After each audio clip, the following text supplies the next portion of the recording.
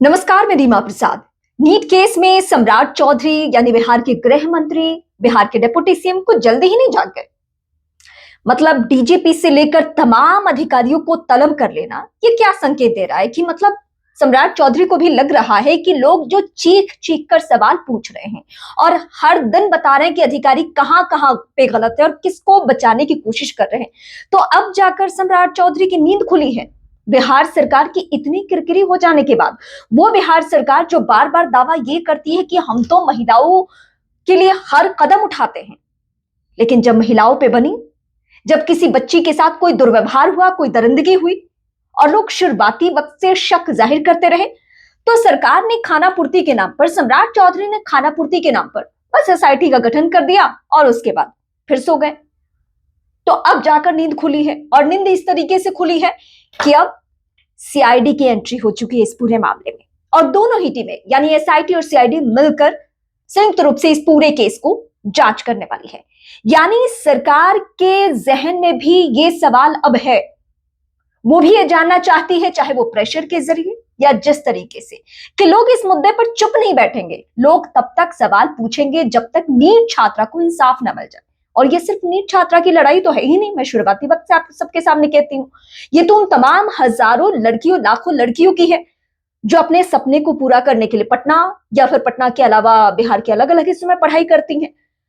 अगर राजधानी पटना में यानी सरकार के नाक के नीचे इस तरीके से कोई कदम उठाए और वो बच भी जाए, तो जाहिर सी बात है कि आने वाले वक्त में राजधानी पटना वो जगह बन जाना है जहां पे बच्चियां किसी भी सूरत में पढ़ाई करने के लिए नहीं पहुंचेगी।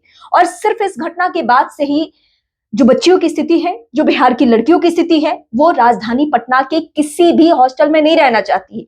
वो सिर्फ शंभू हॉस्टल की कहानी नहीं है, बल्कि अन्य जगहों पे भी नहीं रहना चाहती है। अब जो मैं सवाल ये उठा रही हूं सम्राट चौधरी को लेकर कि इतना वक्त क्यों लगा नींद से जगने में, इतना वक्त क्यों लगा तमाम अधिकारियों को तलब करने में।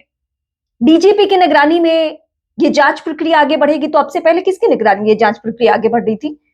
और जब शक था एसआईटी को लेकर और लग रहा था कि ये ऐसा मामला है जिसमें सीआईडी की एंट्री बहुत जरूरी है, तो फिर इससे पहले क्यों नहीं कदम उठाए गए थे? किस बात का इंतजार किया जा रहा था? सिर्फ और सिर्फ इस बात का कि तमाम सबूत बिखर जाए और सबूतों के अभाव में जिनके ऊपर ये आरोप मढ़ा भी जाए, जो आरोपी हो भी वो आसानी से छूट जाए। क्या इस बात की कोशिश हो रही थी? पप्पू यादव इकलौते चेहरे हैं, चाहे उनकी राजनीति करने का जो भी तरीका हो, आप उन्हें पसंद करते हो नहीं करते हो, लेकिन इस मामले में एक लड़की होने के नाते, एक महिला होने के नाते, मैं पप्पू यादव के हर स्टेटमेंट को लेकर खुश हूं कि कम से कम उन्होंने सरकार का, हम सबका हर दिन ध्यान खींचा। वो इकलौते शख्स हैं जिनको जिस पे डाउट था बाकायदा नाम लेकर कहा, ट्वीट किया, मीडिया कर्मियों के सामने बाइट दिया, हर तरीके से वो आवाज उठाते रहे। और सरकार उन लोगों को देख रही थी जो धरना प्रदर्शन कर रहे हैं, उनके ऊपर एफआईआर कैसे हो जाए। बिहार सरकार जाने किस स्थिति में है इस वक्त कि उनके अधिकारी जगह जगह लोगों को धमका रहे हैं। जो अभी हालिया निलंबित मोहतरमा है, वो फोन कॉल पे धमकाती है कि आप मेरे पति और मेरी निजी संपत्ति के बारे में कैसे जानकारी दे सकते हैं। मोहतरमा को यह तक नहीं मालूम है कि बिहार सरकार का कानून, उनका नियम है कि कोई भी अधिकारी अपनी संपत्ति का ब्यौरा देना ही है, उनको अनिवार्य है। और उस आधार पे आप और हम चला सकते हैं इस खबर को, ये दिखा सकते हैं कि किसके पास कितनी संपत्ति है।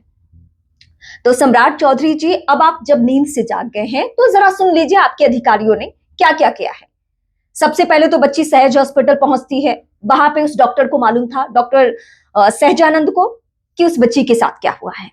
उसके बाद डॉक्टर सतीश, उसको भी जानकारी थी कि बच्ची के साथ क्या हुआ है। और वहां पे आपके थानेदार और एसएचओ जाते हैं, उन्हें भी मालूम था इस पूरे मामले में क्या हुआ है। और उसके बाद आपके एसीपी साहब आकर बयान ये देते हैं कि नींद की गोली लड़की ने खा ली है। आप सुनते जाइए कौन कौन इस पूरे मामले में गुनाहगार है और किसकी किसकी भूमिका संदिग्ध है। वैसे पप्पू यादव ने एक बड़ा अच्छा सवाल उठाया।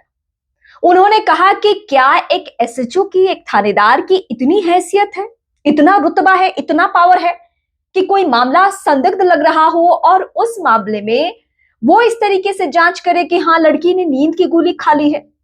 तो सवाल ये पूछा जा रहा है कि वो कौन चेहरा है, वो कौन नेता है जो बार बार फोन कॉल के जरिए ना सिर्फ धमकाता है बल्कि अपने पावर का इस्तेमाल करता है और अपने इशारे पर सारे अधिकारियों को नचाता है। इस पूरे केस में अभी तक यही हुआ है। आप जब सिलसिलेवार तरीके से देखेंगे तो यही आपको दिखेगा कि कोई ना कोई ऐसा है चेहरा, चाहे वो कोई अधिकारी हो, कोई राजनेता हो, कोई भी शख्स हो, वो पावर रखता है। उसका कनेक्शन आम नेताओं से नहीं है, आम राजनेताओं से नहीं है। सम्राट चौधरी जी, उसका एक्सेस आप तक है और इसीलिए केस इतने जगहों पे भटका है। जहां लड़की नाबालिग है, 17 साल 4 महीने की, आपके अधिकारियों ने उसे बालिग बोला। जहां लड़की के साथ कुछ गलत हुआ है, फिसल की रिपोर्ट में पता चल चुका है कि कपड़े पे स्पर्म मिला है, आपके अधिकारियों ने कहा कि नहीं नहीं, उसके साथ कुछ गलत नहीं हुआ है। मतलब जिनको ये अधिकार ही नहीं है सर्टिफिकेट बांटने का, क्लीन चिट देने का, वो सब लेयर्स में सर्टिफिकेट बांट रहे हैं। थानेदार कहता है कुछ नहीं हुआ, एसएचओ साहिबा कहती है कुछ नहीं हुआ, आपके एसपी कहते हैं कुछ भी नहीं हुआ। आपके जितने अधिकारी हैं सब सर्टिफिकेट हर कदम पे बांटते जा रहे हैं। और मुझे बड़ी खुशी हुई कि अब आपने अधिकारियों को तलब किया है, अब उम्मीद जगी है। लेकिन उम्मीद किस तरीके से जगे? इस पूरे मामले में आपके पुलिसकर्मियों ने, आपके अधिकारियों ने जिस तरीके से इस पूरे मामले को घुमाया है, जहानाबाद को सेंटर पॉइंट बना दिया, जबकि यह घटना हुई है पटना में। सबसे ज्यादा जांच पड़ताल वहां पे होनी चाहिए थी जहां पे यह घटना हुई।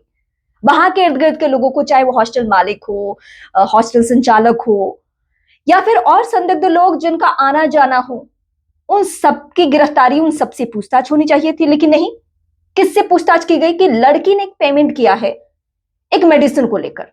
तो उस दुकानदार के पास आपके अधिकारी पहुंचते हैं, आपकी एसआईटी की टीम पहुंचती है और वो लोग वहां पे पूछताछ करते हैं। वहां से वो चाहते हैं कि कुछ मिल जाए। और इस पूरे मामले में ये लग रहा था कि सिर्फ और सिर्फ एक कहानी इस तरीके से आगे बढ़ाई जा रही है कि उस कहानी से ये पता चल जाए कि लड़की नशे की आदी थी, लड़की नींद की गोलियां खाती थी, लड़की एंजाइटी में थी, लड़की डिप्रेशन में थी, उसको किसी बात से परेशानी थी, अपने भाई से परेशान रहती थी, अपने घर वालों से परेशान रहती थी, पढ़ने में अच्छी नहीं थी और इसलिए उसने नींद की गोली खा ली और अपनी जान दे दी। ये थ्योरी है। तो चलिए, अब जब आप नींद से जाग गए हैं, देर से ही सही, वो कहता है ना देर आए दुरुस्त आए, तो हम सबको अब से भी उम्मीद है आप पे, क्योंकि आप गृह मंत्री हैं, वो गृह मंत्री जिन्होंने सीएम योगी आदित्यनाथ की तर्ज पर काम करने की कोशिश की है। तो हम चाहते हैं कि आने वाले वक्त में इन सारे आरोपियों के घर पर, अपराधियों के घर पर, गुनहगारों के घर पर बुलडोजर भी आप चलाएंगे और इन सबके रसूख का इस्तेमाल जो अभी तक इन्होंने किया है अब आप नहीं होने देंगे। उम्मीद है आपसे, यकीन है आप पे, तो आप इस उम्मीद पे हमें लगता है कि खरे उतरेंगे और बिहार की जितनी भी बच्चियां हैं जो पढ़ना चाहती हैं, जो आगे बढ़ना चाहती हैं, जो हॉस्टल खाली करके अपने अपने घरों को लौट रही हैं, वो कम से कम ठहर जाए। उनको रोकना, उन्हें सुरक्षा देना आपकी जिम्मेदारी है। हम सब लगातार कोशिश कर रहे हैं, लगातार आवाज उठा रहे हैं कि आवाज आप तक पहुंचे और आप उन तमाम अधिकारियों को पनिश करें जिनकी भूमिका संदिग्ध है, जो किसी के इशारे पर अभी तक काम कर रहे थे। हमें यकीन है कि अगर 2 टीमें एसआईटी और सीआईडी मिलकर काम कर रही है तो जाहिर सी बात है इस मामले में दूध का दूध पानी का पानी हो। और कौन गुनाहगार है, असल गुनाहगार कौन है, वो सामने निकल कर आए। ऐसा नहीं कि किसी डमी चेहरे को फंसा दिया जाए इस पूरे मामले में और जो पावरफुल व्यक्ति है वो बच जाए। हम उम्मीद है आपसे और हम सब देख रहे हैं कि आप क्या करने वाले हैं आने वाले दिनों में। फिलहाल आप दर्शकों से गुजारिश है कि अगर आपके जहन में कोई भी सवाल है पटना नीट कांड को लेकर, पटना नीट मामले को लेकर, बच्ची को लेकर या पुलिस की कार्यशैली को लेकर, अधिकारियों ने अभी तक जिस तरीके से इस पूरे केस को खराब किया है उसको लेकर, तो आप मुझे बेहिचक कमेंट करके जरूर बताएं। मैं देख रही हूं कि नीट केस में आप सभी दर्शक बहुत उत्सुक है, आप जानना भी चाहते हैं और आप आवाज भी उठा रहे हैं। आप भी बधाई के पात्र हैं। अगर इस मामले में अभी से थोड़ी सी उम्मीद अगर बन रही है कि कुछ हो सकता है, तो इसमें आप सबकी भूमिका बहुत बड़ी है।